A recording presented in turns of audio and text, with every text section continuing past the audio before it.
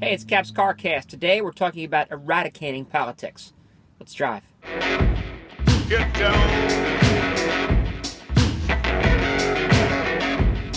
Get down. Get down.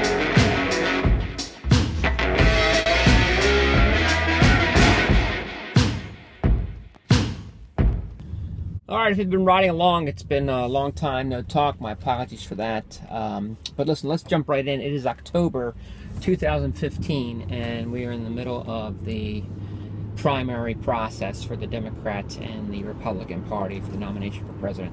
I'm a fan of presidential politics because I think it's a pretty good microcosm of how you should communicate and more importantly, not just communicate, but translate that down to tactical execution. It's actually a really great case study and example of how we should do marketing well.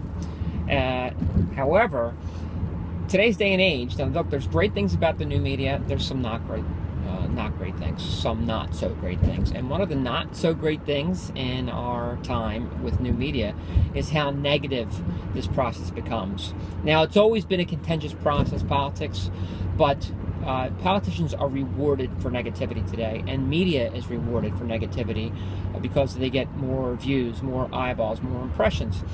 And what does this have to do with the CarCast and some of the topics we talk about here? Well, it's this.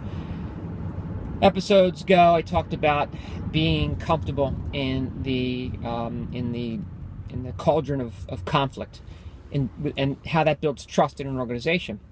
Because we try to grow our business, trust is a necessity, especially when necessary conflicts arise. So what does this have to do with the political process and negativity? Well, listen, trust cannot happen. It just can't if your political process is embedded within your culture. And if you think you don't have a political process, well, take a hard look. Ask some of the employees that are maybe 2-3 levels removed from leadership and find out if is there any sort of politics in play, because politics ultimately are almost always a negative driving force. So if you care about your culture and you care about your employee engagement, you have to eradicate politics from your organization. Not that hard decisions don't have to be made and that people shouldn't lobby for their perspectives if they believe sincerely about them. But that goes back to the conflict and building trust. If we can build trust within and across our entire organization, from employee to employee, from group to group, from functional organization of the company to other functional organization, then we'll be able to have that conflict exist without the ugly head of politics coming up every time there's a big decision to be made. Passion's important. Caring about what you're doing, bringing your perspective is important. Delivering against that perspective, fighting for what you think is right for the good of the company. All good, positive things. What is not positive is using a political agenda to accomplish those goals.